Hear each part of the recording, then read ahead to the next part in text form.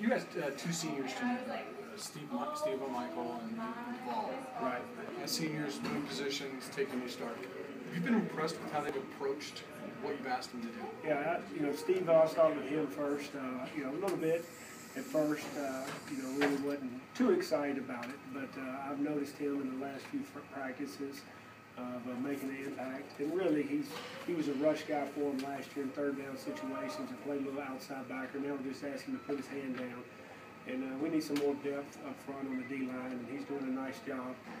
He gives us a guy that can rush the passer, and he's going to play the open side 5 technique. So I've been pleased with his work, and he's a senior, and he wants to win, and he's doing a good job. And then Nuvali, I've been really, really pleased with Nuvali. I've had some good fullbacks in the years past at the University of Georgia, and he's got a chance to be as good as any of them.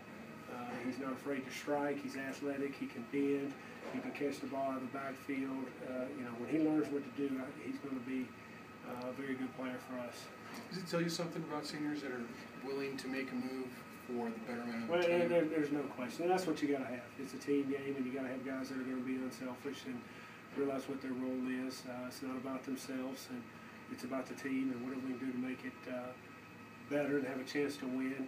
Nuvali, actually, I mentioned it to him the first time I met him. I said, he looked like a fullback. And then he kept coming to me, Coach, I'll be willing to do whatever, I'll do whatever. And then we finally made the move. And, and we don't like moving guys unless they've got a chance to be a starter. Don't move guys for depth, and their heart's got to be in it. And he's had a good heart and worked really hard. He's doing a nice job. How are you feeling about the guys behind him now that you're getting a little more chance to see him in contact, the running backs, Treyas and Dalen and those guys? Well, we've had a few live drills, not a lot. You can't have full practices that are all live. Most of it's been thud, but Treyas, I'm really pleased with how he runs the football. He's not a very big guy, but he runs extremely hard. He has the ability to break tackles. He's very, very smart. He probably understands our offense better than anybody on offense. Signals, code words, being able to tell guys what to do. Really pleased with him. Dalen Dawkins is another guy that's caught my ear, or caught my eye, excuse me. We've got to get him to slow down a little bit. He runs so hard and a little bit out of control, just to get a little more patience, but he's not afraid of anything. And then you see the two guys, you're a little worried about their statue in some of the runs that we're going to run, but I've been pleased with those two guys. And, J.O. has shown a little bit at times. He's got to keep coming, and then some of the other guys will get more of opportunity when we're getting some live work. But there's some bodies there, and they're all going to get their opportunity. But if I could say two that stood out so far, it would be Trey and Dalen. How's Nick Stevens coming along? Nick's doing a nice job. Nick is probably further along understanding what we're trying to do than Coleman and Craig. His footwork's got to improve, but he's got good anticipation on his throws. He does a nice job of standing in there. There's still a lot that we're thinking about too much. There's a lot of thinking going on and not being able to play fast and react, but that's natural. It's going to be really a struggle for most of spring. Hopefully some of it will start to click. We'll see instances where a play or two will click or concept, but we're not carrying it over as consistently as I would like. But that's part of spring ball. And then when you take a day in between, it's a little bit hard to get in a routine. You scrimmage on Saturday, don't scrimmage again till Tuesday. There's not that everyday repetition. We're doing this a lot for meetings and install, and we're hurting out a little bit on the continuity, the repetitions, everyday practice, and being able to get in a routine. But that'll come through spring, through summer, and the work he does on his own, and then the 28 practices, 29 practices he got in the fall. But I've been pleased with it. When there's so much to learn, how does that affect a quarterback's confidence and leadership? Well, it's hard. It's hard.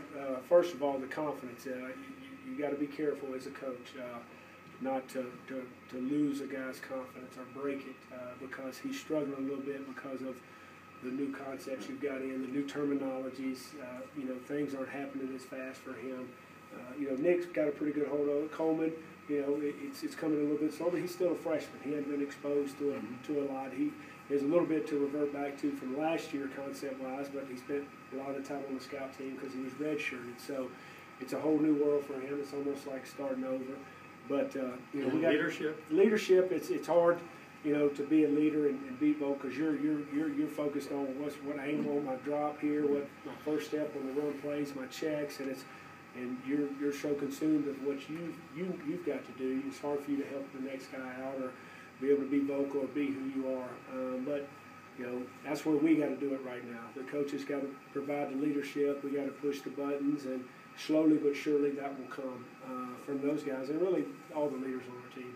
How much are the quarterbacks helping and just pushing each other in practices and in the film room? Well, that's day one we said in the meetings there's going to be competition, one between offense and defense, but in each other's segment. You got to push each other, you got to compete, you got to every rep's important, but at the same time we got to help each other. The coach might not see something, but you got to walk over to your teammate and say, hey, on that they rolled cover 3 here, you should have went backside, and they've done a nice job of helping each other out. We're all in this together, and we know usually in quarterbacks only one guy's going to play, but they've all done a nice job of helping each other out in meetings and in practice. Coach, you talked the other day about having to back off a day on the install. Where are you now? Yeah, we're almost back on track. We got our red zone in that we missed on Saturday, and then we went ahead and did our short yardage stuff today, introduced it. So we've got our 1 minute is what we're behind on. So we'll install the 1 minute and goal line on Thursday, which we'll do 1 minute. Will be full tempo. Goal line will be more of a walkthrough because we're in shells on Thursday, and then we'll be caught up. And then on Saturday we'll kind of tone down what we're going to do and say we're going to rep these plays, but we'll do a live goal line Saturday in the scrimmage. So we'll get that installed before the scrimmage. How do you feel overall about just their recognition and kind of where they're taking things so far? We're doing a nice job. There's improvement every day, and sometimes it's hard to see because we're being demanding, and sometimes they don't feel like there's been improvement. But been trying to point out every day there's been a little bit of improvement every day. Some days it's been bigger than others, but I believe we've taken a step. Each day. I thought today offensively we were a lot better in our run tracks, a lot better in pressing the line as a back and the team run, and made some plays in the red zone. And defense was kind of struggling a little bit, but we did short yardage at the end, and they ended up bowing their neck and finding a way, and that's improvement. Not giving in, finding a way to get a stop at the end of the game. Like, how important is it in recruiting to have a player that came through a program that had success at the next level to look at and say, that guy went to the school you coach? Yeah. And do you think CSU can get that? No, there's no question. There's guys that, obviously that I've coached, or guys on this staff that have coached. We had other programs they've been that have went through a program or went through the system that we're in now that are playing at the next level. So that is always appealing to recruits. I coached this guy, I coached that guy.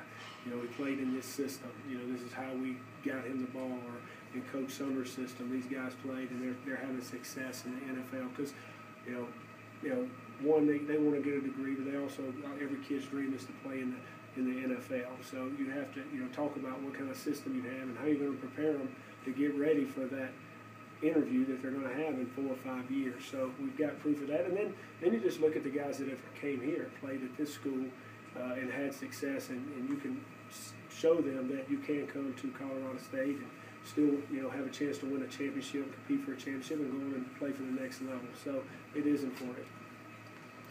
Yes, good.